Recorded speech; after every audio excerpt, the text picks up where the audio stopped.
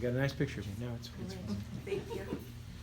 All right. Well, good morning. It's great to be back with all of you. I did want to start with just a quick word of thanks. I'm so thankful for the love and support that you guys have shown us, both church and school, with the addition of Madeline to our family. So it's a great blessing to be raising children in this church and school with all of you. So thank you for your love and support and your continued prayers. Before I returned to the office this summer, I had the pleasure of attending the National Conference on Classical Lutheran Education in Fort Wayne. Lydia Taus joined me, as well as Nathan Grimm, who is our incoming 5th and 6th grade teacher, and then Cantor and Mr. Roberts, as well as their 2 youngest children. Between delicious meals, humorous as well as deep and important staff conversations, games of hangman, and swimming competitions, we had the great opportunity to hear from various experts in their fields, including our own Cantor Roberts. The theme of the conference this year was Ad Fontes, Cultivating the Habits of Classical Lutheran Education. So one of the themes that stuck with me from this conference was the idea that we cannot afford to be shallow. We cannot afford to take the easy way out, to not expect and nurture excellence for the sake of those we love. We have the great privilege of having children, your children, under our care. What will we do with our time? What will we teach them? We not only will spend time teaching them skills that we can see, such as reading, writing, and math, but that which we cannot see, to love the things unseen and lasting. Our education prepares our children to see Christ face to face. We devote our energy to teaching to love the Lord your God, or the world will teach them the opposite. Love does not stay empty.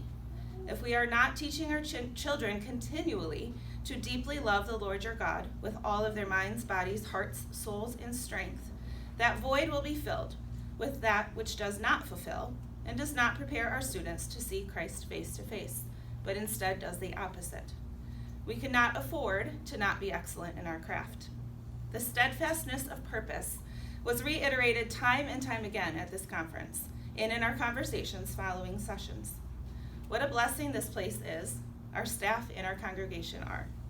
I look forward to speaking to you a bit more about this over the next few months, but for right now I'd like to ask Mr. Roberts to come up and talk a bit about some of the themes that he found helpful from the conference. So, thank you.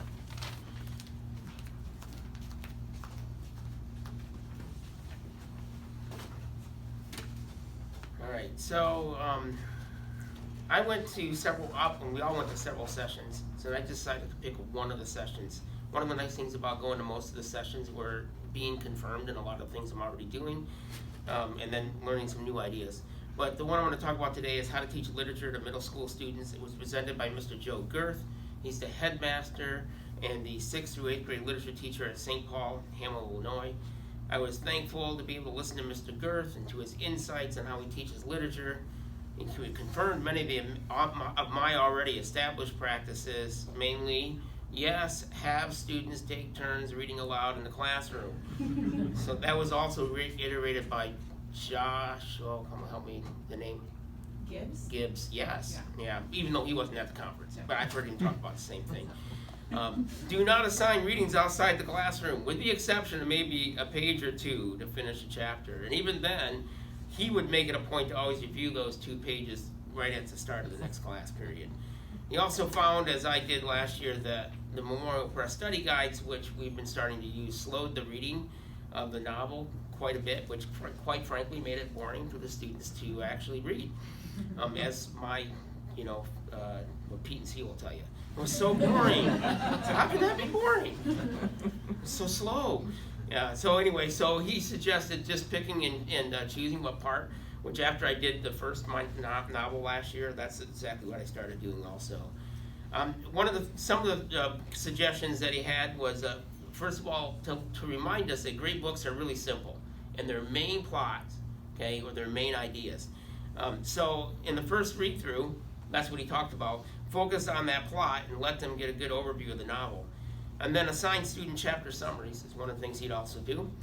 No more than 8 complete sentences. Pick 3 or 4 students then to read their summaries, okay, the next day is his idea. And then that way we can hopefully they get the high points of the chapters, avoid unnecessary details, trying to teach them how to do good summaries is what he likes to use that with. Read the book quickly and then do a second read through, which is what he talks about. What he really means by that is go back then to really difficult passages after you've read through and they got a good idea, the overview of the whole thing, or passages that you really want them to learn, those good, beautiful passages. Have students write an argument based on a thesis of their choice. They need and then basically they're following a 5-paragraph essay on that with the argument. And he also says, though, the thesis, you supply them and supply a lot of them. And I've done that with several of my novels already in different forms, so it's nice to hear encouragement of doing that. And then he talks about modeling for them and what you want them to do, especially these arguments, how you want them to look. He talks about grading really harshly. He says it's okay to fail them, and then they have the opportunity to redo it for an A. You know, you just forget the other grade. Here's what you didn't do right. Here, you want to do better? This is what you got to do. Which I've done with a lot of my stuff, so it was also encouraging to hear. That's pretty decent too. Yeah, I learned a lot, and it's great to go. It's also great to do these because it made me go back to all my notes and say, okay, what do I need to do here? So it's even very beneficial to come up and stand it for you, even though I don't like doing it. What do you think about